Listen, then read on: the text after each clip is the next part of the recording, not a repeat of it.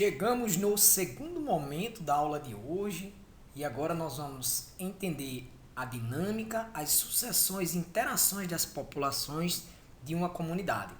De modo que aqui nós vamos conhecer as características estruturais de uma comunidade, interpretar a dinâmica das comunidades e suas sucessões ecológicas, analisar como essas populações de uma comunidade podem interagir tanto de forma positiva como negativa, e também aprender a caracterizar as populações de acordo com sua densidade, seu aumento ou diminuição e que fatores são reguladores desse aumento, dessa taxa de natalidade ou diminuição dessa mortalidade dessa população.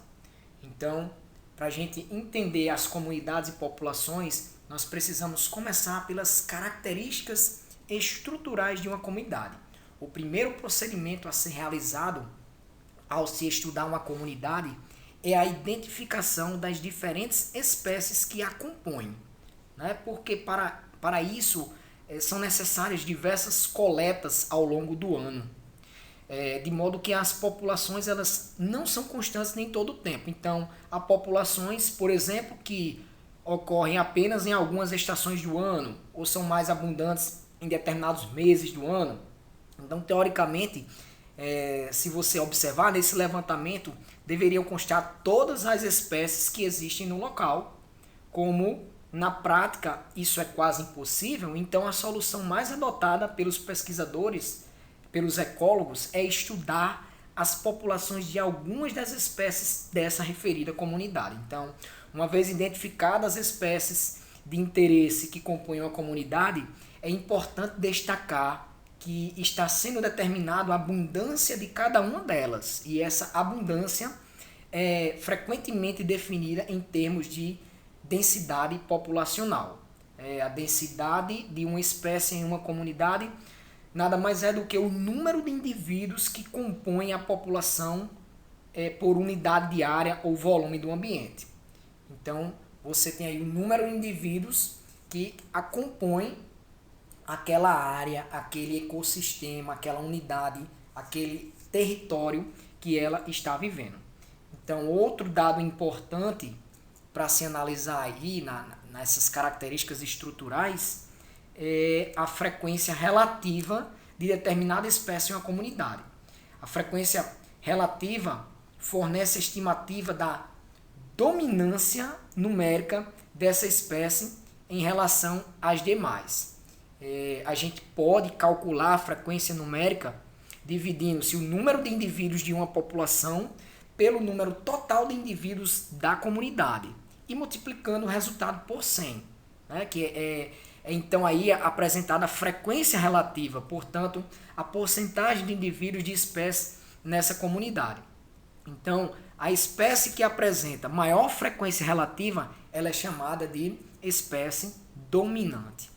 A dominância, pessoal, de uma espécie, ela também pode ser expressa em função de sua ação na comunidade. E não em termos numéricos.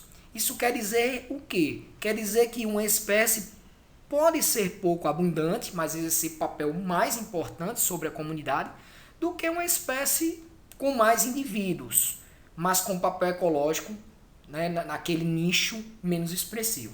Então, ao conhecer o número de espécies e suas características ou suas respectivas frequências relativas, que é o que a gente está tentando entender, nós podemos calcular a diversidade dessa comunidade. Analisa essa imagem aí, né? Nessa imagem você tem aí na última linha da tabela o total de indivíduos da comunidade, que é 160, certo?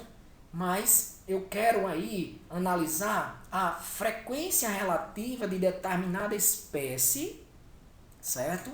Em relação às demais. Então eu vou olhar para a linha onde tem o número de indivíduos de uma população, que é o que a gente chama de frequência absoluta. Por exemplo, na primeira linha tem 30, e vou dividir pelo número total de indivíduos da comunidade, que eu já sei que é 160. Então, se eu dividir 30 por 160, como está aí na linha terceira coluna, 30 dividido por 160, eu vou ter um resultado numérico igual a 0,1875, que quando eu multiplicar por 100, esse total multiplicado por 100, que é o resultado por 100, porque tem que ser em porcentagem. Então eu tenho aí, para você perceber o que é a frequência relativa, 18,75%. Então, uma comunidade submetida a alterações do ambiente ou a interferência humana, ela tende a apresentar diminuição de sua diversidade, tanto por se estabelecer em condições rigorosas a que poucas espécies conseguem resistir, como por estimular o desenvolvimento apenas das mais resistentes, que se tornam, no caso, dominantes. E por falar em dominantes, entra em cena aí o que a gente precisa compreender sobre essa dinâmica das comunidades, ou o que a gente também chama de sucessões ecológicas, né? O sucesso, a sequência de estados do desenvolvimento das populações que vão formar uma comunidade, que são aqueles que dominam aquela comunidade. Então, é interessante a gente entender que os organismos que compõem uma comunidade, eles sofrem constante influência de seu ambiente, mas também atuam sobre ele, que eles podem provocar alterações locais, certo? Então essas alterações elas podem estabelecer novas condições eventualmente favoráveis à instalação de outras espécies, mas também desfavoráveis às espécies já existentes na comunidade. Então assim nós podemos concluir que tudo pode ocorrer, tanto mudanças que ao longo do tempo acabam por levar ao estabelecimento de uma comunidade estável, autorregulada, que não sofre alterações significativas em sua estrutura, quanto também pode acontecer perturbações em várias escalas de tempo que impedem a comunidade de atingir essa estabilidade. Então, nessa dinâmica das comunidades, é interessante entender que a comunidade estável a que nos referimos é a denominada comunidade clímax. Então, quando falar para vocês sobre sucessão ecológica, comunidade clímax, nada mais é do que a comunidade estável a cada estágio que ela passou para chegar a essa estabilidade. Esses estados eles vão ser denominados pela ecologia por serial ou série. Então, a sequência de estágios de seu desenvolvimento, essa sequência ela é chamada de sucessão ecológica. Então, cada estágio da sucessão, ou seja, cada comunidade estabelecida durante o desenvolvimento da comunidade clímax é denominado estágio serial ou série. E você vê aí que uma sucessão ecológica ela pode ser definida em função de 3 características. A primeira é o processo não sazonal, que ele é dirigido e contínuo.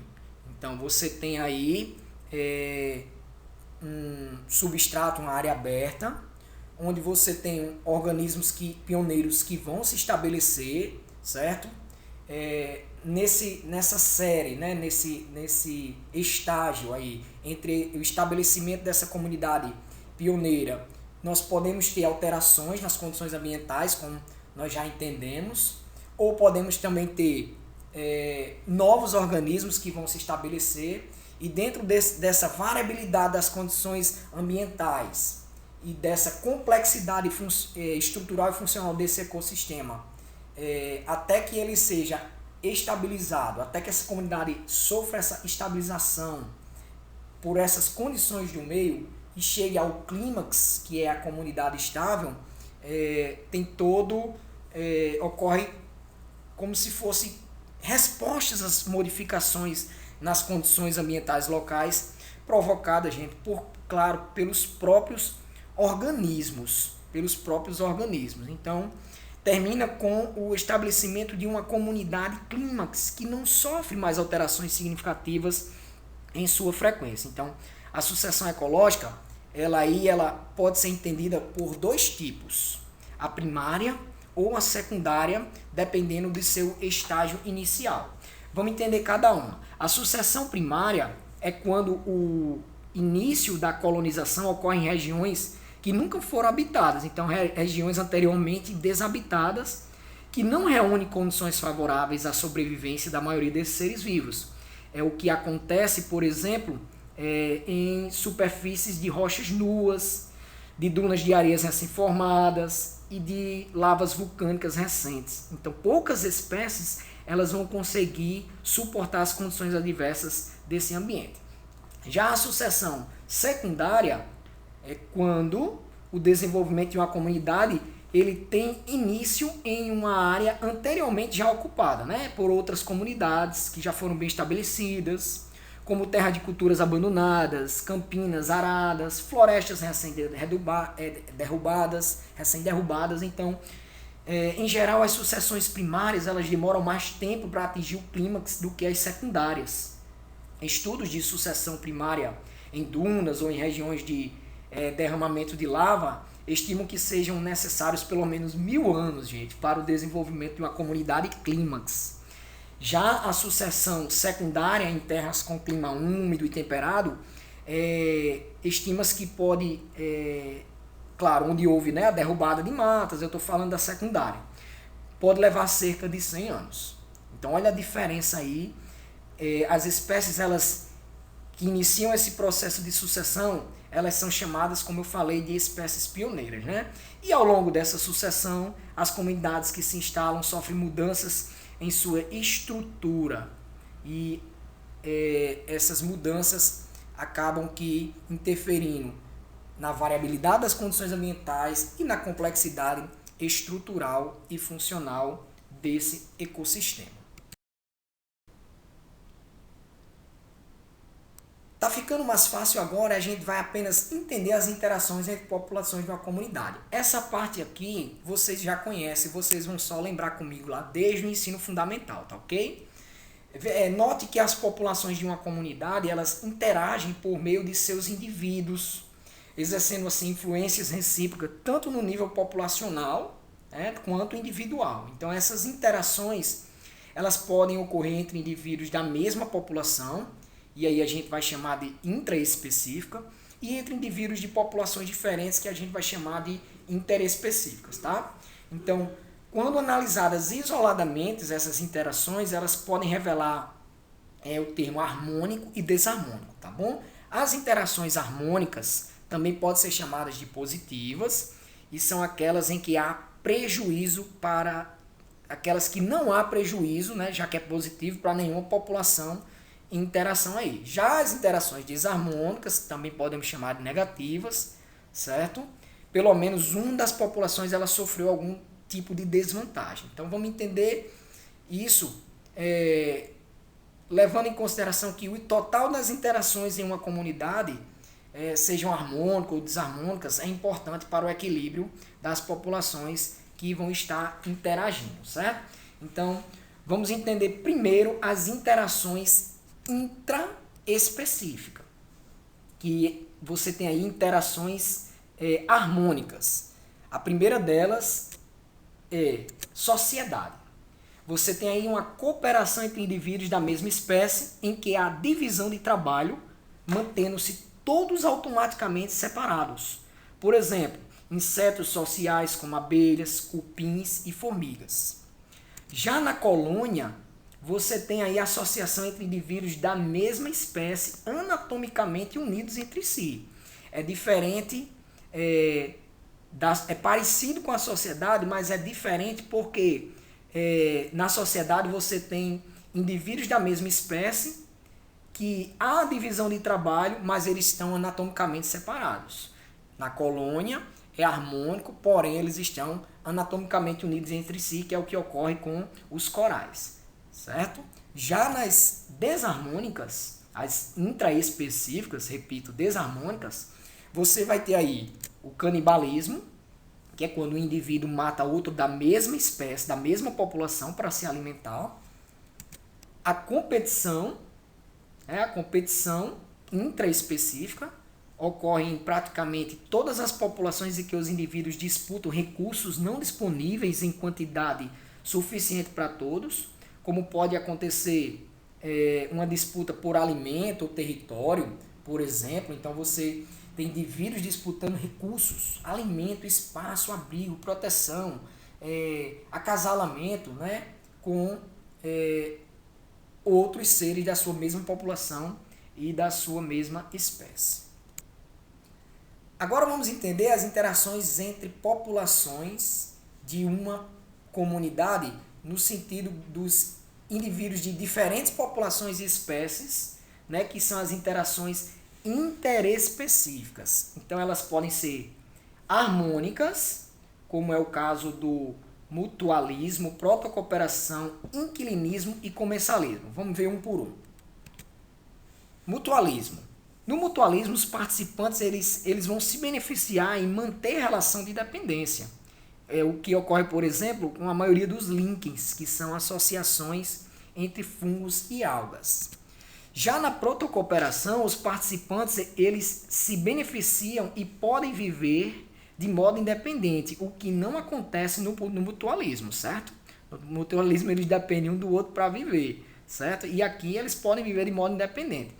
Por exemplo, professor, a relação entre a anêmona do mar e o paguro. O paguro vive geralmente dentro de conchas vazias de gastrópodes e coloca sobre a concha uma ou mais anêmonas, certo?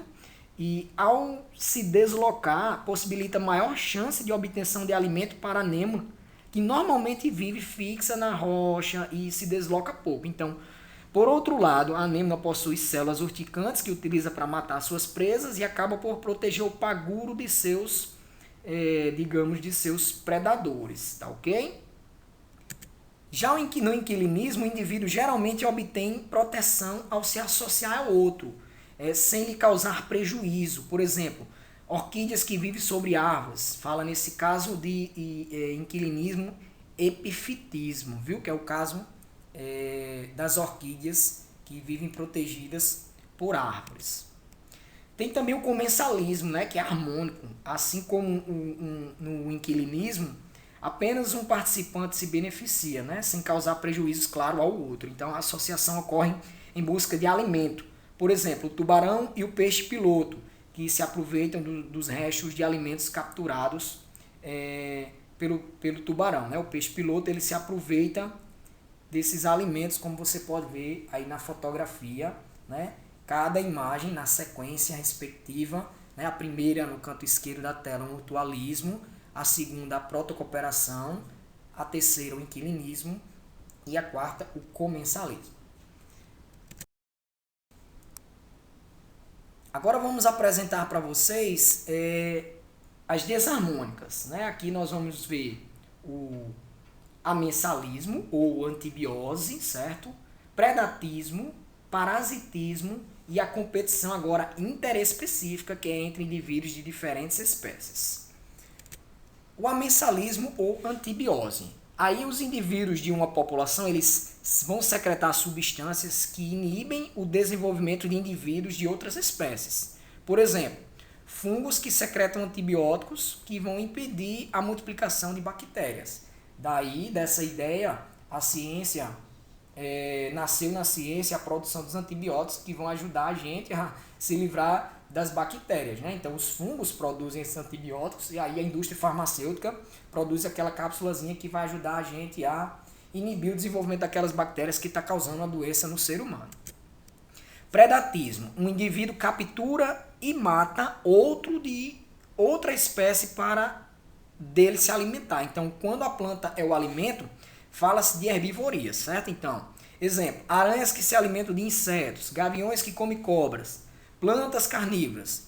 Tudo isso são indivíduos, exemplos de indivíduos que capturam e matam outros para se alimentar, ok? E aí a gente chama de, lá na cadeia alimentar, de herbívoros, carnívoros, né? Onívoros, detritívoros, enfim, é o predatismo.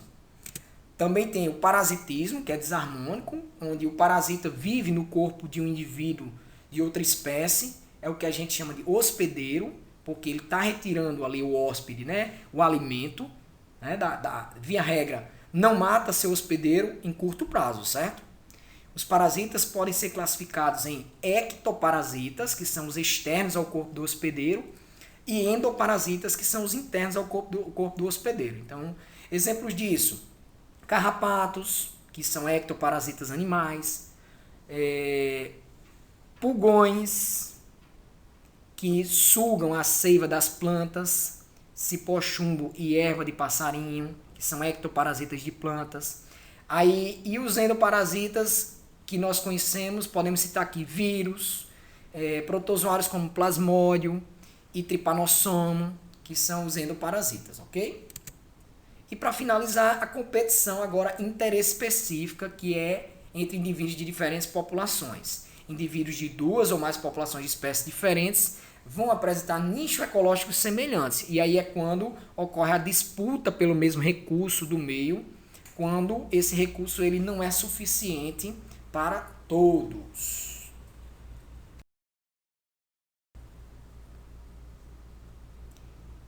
Vamos aqui apresentar aqui para vocês o que a ecologia chama de ecologia das populações, certo? Nos ecossistemas em equilíbrio, é importante a gente entender que o tamanho das populações mantém-se sempre mais ou menos constante. Isso é normal. Ao longo que o tempo vai passando, uma população ela pode ser maior ou menor. Então, essas alterações no tamanho de uma população podem determinar alterações em outras populações que com elas coexistem, provocando desequilíbrios ecológicos. Então, o que é que a gente vai entender em seguida?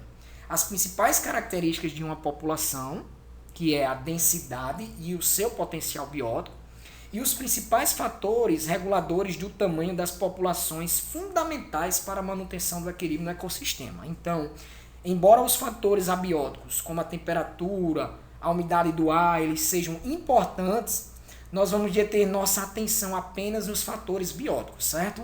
Já que a gente está entendendo a ecologia das populações. Então, dentre os quais aqui nós vamos destacar a competição intraespecífica, que a gente já entendeu, entre indivíduos da mesma espécie. Também a competição intraespecífica entre indivíduos de diferentes espécies, a predação e o parasitismo. Então, as principais características de uma população, a primeira delas, como eu falei, é a densidade, certo? A densidade ela corresponde ao número de indivíduos de uma população dividido por determinada área ou volume do ambiente. Então, você tem aí na tela a equação da densidade, que é D igual a N sobre A.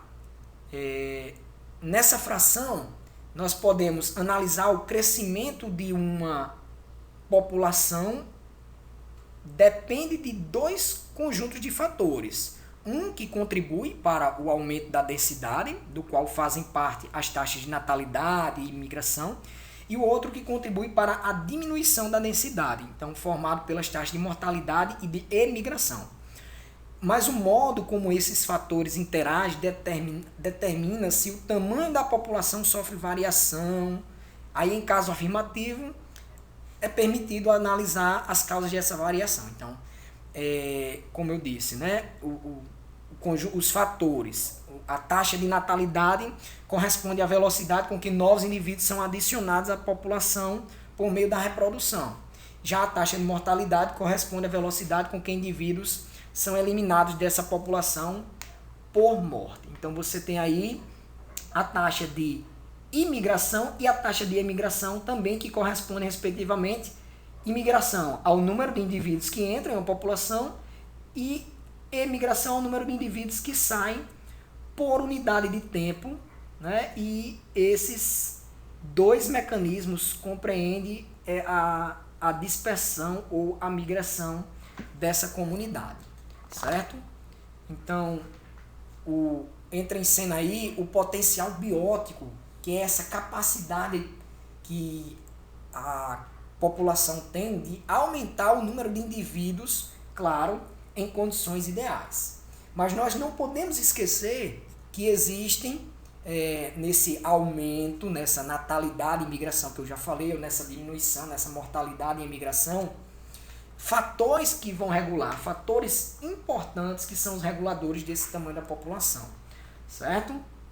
E o fator abiótico, que é a temperatura, a umidade do ar, a resistência da espécie, essas mudanças climáticas, e os bióticos, que é o que a gente está analisando aqui nessa ideia da aula de hoje, que é a ideia da competição, tanto intra, que é entre indivíduos da mesma espécie, como interespecífico, que é entre indivíduos de diferentes espécies, assim como a predação e o parasitismo. Então você tem aí a competição intraespecífica, que é determinada basicamente a densidade da população em determinado local. E um exemplo desse tipo de competição é a territorialidade, quase não sai, né? Ou seja, a disputa por espaço, certo? Entre indivíduos da mesma espécie. Já na competição interespecífica, você tem a determinação do controle da densidade das populações que estão interagindo. Então você tem a especialização do nicho ecológico, porque eles são indivíduos de diferentes espécies que competem pelo mesmo nicho, a mesma função, né? E vai faltando esse recurso e vai, consequentemente, existir a extinção de uma delas. Então, neste último caso, verifica-se o princípio da exclusão competitiva, ou também chamado na ecologia o princípio de Gauss, que é o nome dado em homenagem ao pesquisador que formulou essa ideia. Então, de acordo com esse princípio, duas espécies podem ter o mesmo habitat, mas não podem ocupar o mesmo nicho ecológico por muito tempo, porque vai haver o quê? A exclusão de uma delas e diminuir aí, né, o número desses habitantes dessa população por causa da mortalidade. Já na predação, a predação é a relação entre predador e presa em comunidades, que é o comum a gente ver nas cadeiazinhas alimentares que a gente estuda, né?